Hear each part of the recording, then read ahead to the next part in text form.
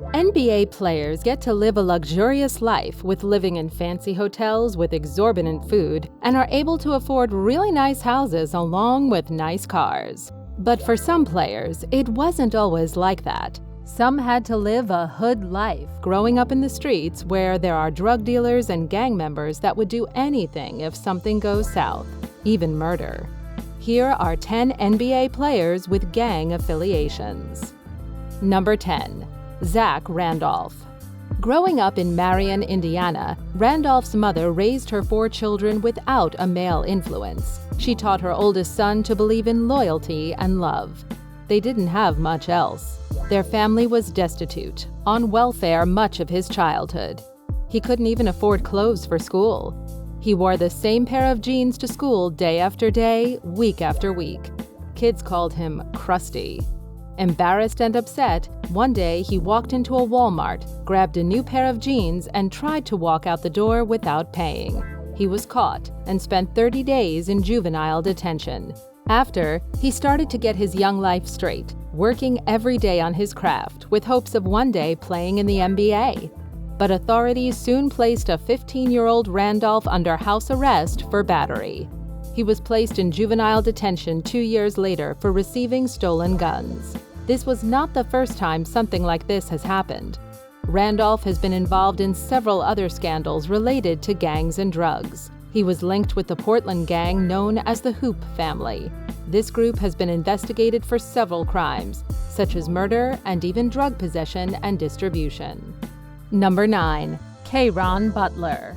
Butler's journey to the NBA had to be one of the hardest challenges anybody has had to face. His childhood consisted of guns, drugs, jail, and violence. At the age of 12, he bought his first gun for $100, a .32 revolver. Not long after, he started selling narcotics out of his little red wagon, and the guns he and his teenage friends would fire into Lake Michigan, shooting towards boulders and jet skiers and anything else. There were the guns used in drive-by shootings and the guns toted by rival gang members wearing Jason masks during a shootout in the park. There were the guns ATF agents pulled on Butler in a classroom during his freshman year of high school, and the gun they soon found in his locker that wound up sending the future NBA star to jail. This was just one of the 15 times Butler had gone to jail before turning 15 years old.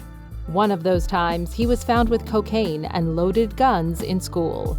Butler would discover his love for basketball at a youth detention center. This helped him wise up and make better decisions for his love of basketball.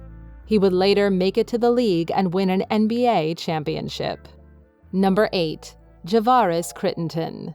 Crittenton was drafted to the Los Angeles Lakers as a 19th pick in the first-round pick for $2.6 million in guaranteed money. He would only play 22 games for them, though, before being traded to the Memphis Grizzlies. But that was enough time for him to join one of the most well-known gangs in Los Angeles, the Crips. Known for murder, robbery, and drug dealing, among many other crimes. Unfortunately, on August 26, 2011, Crittenton was charged with the August 19th murder of Julian Jones, a 22-year-old mother of 4. Crittenton pleaded guilty to voluntary manslaughter with a weapon and aggravated assault with a firearm. He was sentenced to 23 years in prison and will be released on December 13, 2036. Number 7. Tony Allen. Tony Allen built a reputation as a hard-as-nails defender in the NBA, and it's no surprise given his rough upbringing. The 36-year-old, who last played for the New Orleans Pelicans, grew up in Chicago and has admitted to being involved in a life of crime as a youth. He has displayed gang signs during games as well. The shooting guard was involved in a Chicago bar brawl after his first year in the NBA, an incident which resulted in a man getting shot twice.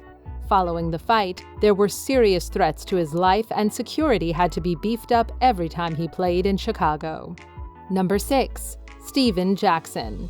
Jackson used to wear a lot of red while on the court and red bandana off the court. He admitted it was for a specific reason in 2005 in an interview with ESPN. Because he has long been associated with the Blood Street Gang, he told Michael Smith details of his life and how he got involved with these people. Jackson even admitted his brother was beaten to death when he was younger, a chapter of his life that definitely marked him. Drugs, guns, and the usual things on this topic are the summaries of Jackson's testimony. Number 5. Monta Ellis. Monta Ellis has GD tattooed on his right arm and a 6-pointed star on his left, which represents the gang's principles: love, life, loyalty, knowledge, wisdom, understanding. These 2 tats are obvious references to the Gangster Disciples gang that is still active in the native state of Ellis, Mississippi.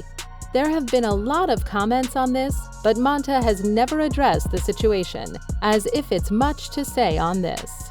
Number 4. J.R. Smith. No surprise here at all. Los Angeles Laker J.R. Smith is covered in tattoos and was asked to cover one up by the NBA. He is also a player known to throw up gang signs during games. Smith has been questioned over his possible affiliation with the Bloods during his Denver Nuggets days. Smith apparently replaced the letter C with the letter K in his tweets, something commonly practiced by the gang as a result of their rivalry with the Crips. JR shut down his account after he was asked about the switches. Number 3. DeMar DeRozan. DeMar grew up in Compton on Aronbe Avenue as the only child of Frank and Diane DeRozan. It is said that the player was protected by the Crips while growing up because of his family's affiliation and his basketball talent. Life in the neighborhood, an approximate 10-block radius emanating from Marion Anderson Elementary School, revolved around a single affiliation, the Pocket Hood Compton Crips. This was his identity, a result of birth and geography. It came before religion, even before race. "It's the first thing you feel accepted by," DeRozan said. "It's all I knew. I look back on it now and it makes no sense. But growing up, it made perfect sense." At 5 years old, DeMar attended his first funeral. His uncle Kevin had been shot in the heart by a member of the rival Bloods gang. If Diane recalls her brother as a good guy who went to work every day, DeMar remembers him as one of the biggest Crips in Compton. "It was as if someone famous had died. Kind of like a parade," he says. "I've been to so many funerals in the hood, I lost count," Diane says. But that was the first time DeMar knew of death. DeMar says it's kind of sickening. He has seen drive-bys at funerals. He has seen people die at funerals. Always extra drama, he says. You carry that hatred and frustration with you. DeMar seems to turn that into something that fuels him to become the player he is today. Number 2. Carmelo Anthony. One of the most recognizable players on this list, as well as in general, and may very well be involved with gangs.